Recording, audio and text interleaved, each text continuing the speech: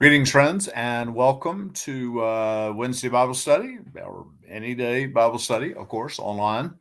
We just had a great series on Jesus and that ran right up to Easter. That was great. And those are all archived. You can find those on our YouTube channel. Look up YouTube, Myers United Methodist Church. They're all listed there. They're great. Plus videos from way back, which are they're great too. You can go back and rifle through this and find some things that are interesting. I thought here after Easter we'd embark upon a season where each week I'm going to talk to a couple of people, and I'm going to ask the question, what in the Bible has been mattering to you lately, and why? And I'm going to have somebody inside our church and somebody outside our church each week. So this first week, I reached out to Mayor Lyles of Charlotte, longtime friend, and she agreed to talk to us about this. And then I also reached out to Jenni Hough, who is our great director of music and Church in the Round, has been for many years, great singer. Everybody knows Jenni. She's also a great Bible person. So I reached out to them to ask them this question. Now, I want you to hold it in mind for yourself. You may wish to be on this program. You may have someone you want to have on this. You may think, I wonder what so and so. Like, reach out to me and tell me, like, I wonder what this person has to say. I wonder what that person has to say. And because we're gonna let these roll out for a while. That's really how the Bible works, right? Is like, you want general Bible knowledge. Sometimes God speaks to you in a particular way through something in particular, given what's going on in the world, what's going on in your life. And it's just interesting to hear people reflect on this. I think we're going to learn a lot from it. So thank you for joining us for our weekly Wednesday sort of Bible reflection times. Thank you so much. So Mayor Lyles, thank you so much for joining us. Good to see you. Thank you for having me, and it's wonderful to have this type of conversation with you, James, especially. Thank you for, offering yourself for a public service. And I love that you're our mayor. I love the way you're our mayor. You try to keep your arms around everybody, so not just mayor, but some of the people. When I think about your job, I get tired just thinking about it, but I'm glad you're in that office. So thank you so Well, thank much. you. And thanks for your person of faith. I know, thank you for talking with us about this question. What in the Bible has been mattering to you lately, and why? Well, I remember when I became active in my church years and years ago. Um, I remember talking about faith and what you can't see and connecting it to poetry that, how do you take that next step and taking it? But if you ask me today, as I've grown in my role as mayor, as I've grown as someone that understands deeply the issues that we have in our great city, I think I've changed a good bit. When I think about what the Bible speaks to me about, I think of compassion and mercy right now. Those are the things that help carry me forward in terms of how the Bible, Jesus, and God are recognized as really asking us all to find compassion. Mhm. Um, I don't know if you know this, but just recently, about a month ago, I had a new granddaughter, and her name is Mercy.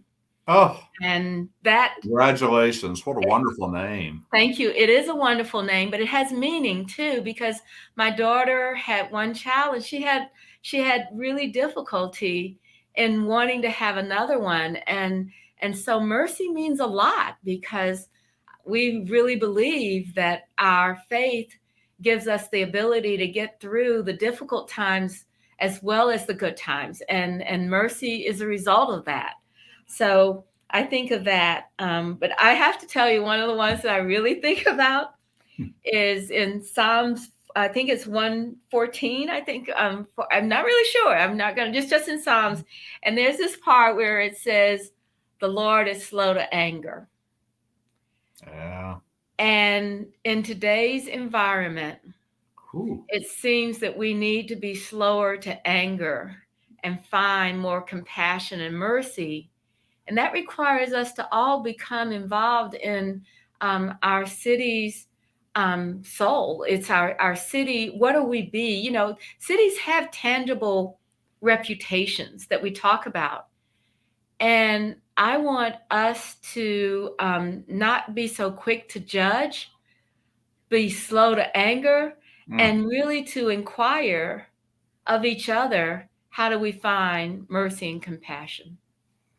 There's this whole cluster of virtues that we tend to talk about in church, and I'm always thinking, how do we carry that into the public sphere as citizens? So, compassion, mercy, kindness, Yes. curiosity, humility, and if we could all instill more of that in ourselves, I need to work on it. We all need to work on it. If Yes. we could just be, we get more done and have more understanding. I love the way you name Mercy. Is Mercy doing well? Mercy's doing great. She's growing. You know, I always say when the little babies, I was there when my daughter had the baby for, honestly, it was one of the few times I actually took time and focused just on my family.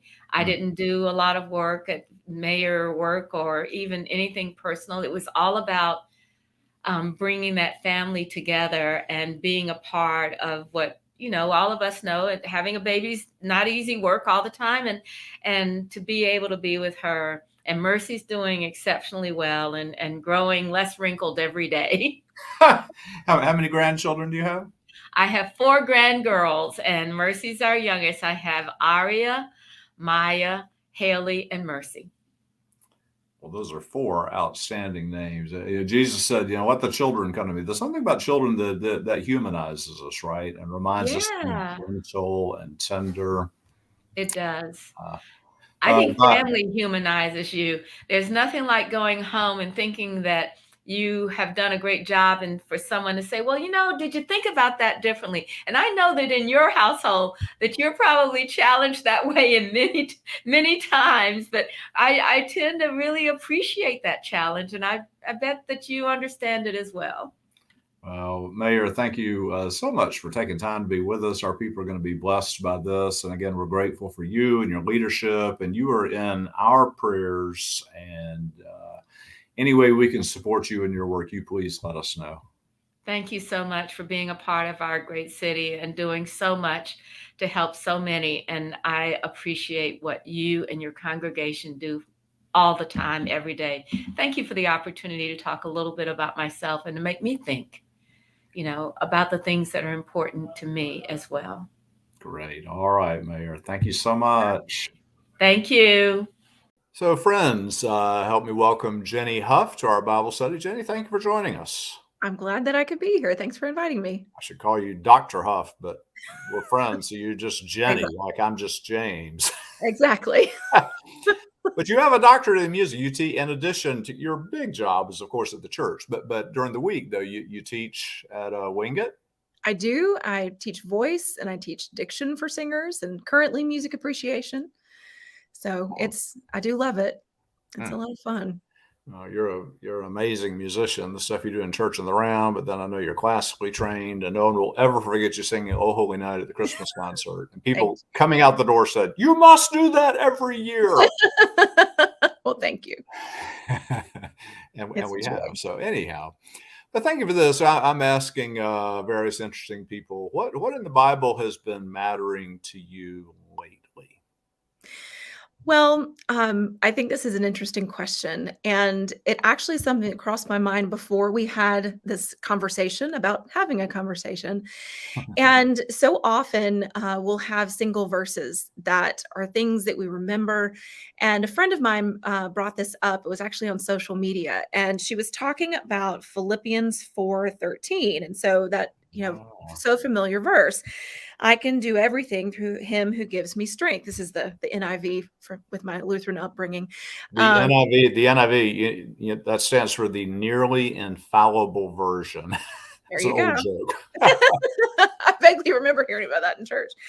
But the point she was making is that so often we think of that one verse, but are we ever thinking about what comes before it or what comes after it? And so then to offer that context.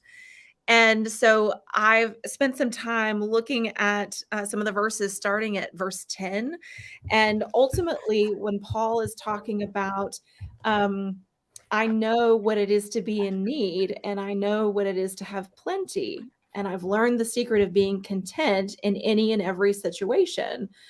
And that's kind of halfway through that last verse. But to me, it offers that assurance of hope that it doesn't necessarily, we're not assured of all goodness. And it allows us to see that even in times that are good, times that are bad, you can still have hope. You can still have that hope in Christ. Paul is in jail when he's writing these words. Yeah. And I mean, just a massive amount of hope that he has, that he's confined, and yet he still wants to get this word of Christ out. So it just kind of, it gives me a different perspective, because so often we can just take one thing and say, this is what it says. But I think the more we know, the more hope it provides.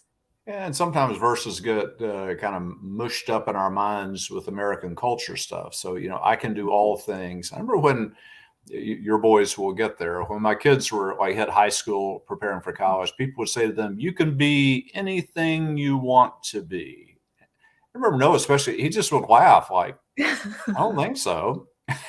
There's some things I'm good at, some things I'm not good at. So, you can't just be anything you want to be. So, but it gets confused with that. That whole text, by the way, since you mentioned, what comes before that, I mean, just while I've got you, I love Yeah. this. So back up to verse 4, same letter, out of prison. Okay. Paul says, "Rejoice in the Lord always." Like, that's hard to do, but Paul seems to kind of be pulling it off. But it doesn't mean be happy and have fun always, right? And then he says, "Have no anxiety about anything." I used to say that's like piling on, like you're anxious. Then you got God saying, like, don't be anxious. It makes it worse. But what he says is everything. But in everything, by prayer and supplication with thanksgiving, let your requests be made known to God. I think I grew up thinking if I make my request known to God and God does what I want, then maybe I'll give God thanks. But Paul says, with thanksgiving, make your requests known to God. Mhm. So you start with gratitude. And what does he have to be grateful for? He's not having a sumptuous meal in a fine house with a comfortable retirement at this point, right? No, he's not. But he's grateful for his life in Christ. He's grateful for his life. He's grateful for his relationships in the church. So he begins with that gratitude. That's where the requests come. And then that feeds into, I can do all things through Christ. It's totally different, isn't it? I'm like, I love It that. is. It is. I remember hearing a sermon years ago that instead of thinking of even do all things, to even think handle, that I can handle things. But to me, that also says you have to rely on God. You have to rely on that assurance as a part of it, because when things do get hard, sometimes we think we can't handle things. But I think it's a matter of also saying, we always can say to God, I'm struggling. And then a lot of times someone comes alongside and provides a support that is, and that person is that face of Christ in this world. I mean, Dietrich Bonhoeffer, also in prison, wrote a little book on the Psalms, which in his Lutheran tradition back then, they would have sung those Psalms. So they knew that. And one of the things he says in there is, he said, it's not really a prayer until you say, Lord, this is something I cannot handle. Mm. Isn't that interesting? It's It not is. help me handle it. This is something I cannot handle. Only you can handle this. And that sounds kind of magical, but I've known so many people, and you have too, who they bank on that and they find a strength they didn't know that they had. Since you do music, while I've got you, what role do you think kind of singing and music has in this, right? Of helping us find strength during times that are hard, finding hope. It's not just the preacher's word. How does the music work in that? To me, music is such a calming sense of worship. There can be excitement in singing, but to me, it's just this direct connection of a prayerful time with God. And what you were just saying a second ago made me think of a prayer chorus that we used several months ago, that the words are very simple and just says, lay it all down at the feet of Jesus. And at that point, it kind of comes back to what you were saying about, I can't handle. And then you say to God, take this from me and lay it all down. And so to me, especially in contemporary music, we often hear repetition. And to me, that repetition is not necessarily just we couldn't think of something else. I think it's an opportunity to have prayer, so that the repetition, then you get that feeling and that sense of what is the prayer you're offering is repeated and repeated and repeated. God hears it the first time. God knew it before. But at the same time, that draws you into that prayer. So there's, I think, value in some of that repetition to say, lay it all down. Lay it all down. I was talking to kind of a stuffy guy the other day who thinks we should only sing hymns out of the old hymnal, like contemporary music. And the virtue to older style hymns is there is something new that develops over time, but the value of the repetition, I think I first started realizing this years ago when I first started learning Teze music. Mm. And you had that Jesus, remember me when you come into your kingdom. And I was at some retreat and we must have sung it 30 times and Yes. it was not boring at all. Mhm. It was like, remember me when you come in over. It's the virtue of that repetition, which is absolutely a powerful thing. So we probably need both, right, in the life of faith. I think so. And I think each person will have the avenue through which they connect the best in music. For many people, it will be hymns, those age-old hymns that the words will continue to be renewed every time you sing it. But then also the potential of the contemporary songs that perhaps speak to what's happening, in today's world in some way. But, ultimately, each person will find that avenue of connection through music because it's so profound. It's just a powerful thing that is God's gift to us. You weren't there when this happened, I don't think, but when we were interviewing Hugh Floyd about becoming our director of music, somebody on the call asked him, what's a hymn that has really changed your life? He thought for a minute and he talked about, I can't remember the name of the song now, something from Keith Green. Oh, yeah. Okay, and people were like, he's so cool. Like, he's like a Furman PhD in music, but Keith Green changed it. It was absolutely splendid. And just his humility and joy and devotion and all that. It was a wonderful moment. That was great.